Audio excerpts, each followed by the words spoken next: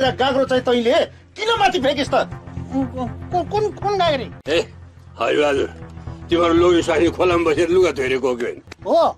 त्यो बेलामा मेरो बुहारीले गाडी लिएर पानी थाप्न आएको हो कि होइन? है सम्झिन्छु है। हो आथिन हो। अनि त्यो पुरानो कुरा गइसकेको कुरा कोट्याएर हाम्रो बुहारीले खोजपेज गरेको हो कि होइन? मैले होइन, मेरो स्वास्नीले हो। अनि 30 हात माथि गाग्री हुर्याएको हो कि होइन? यहाँ गरेर हो। अनि किन हुर्याएको त?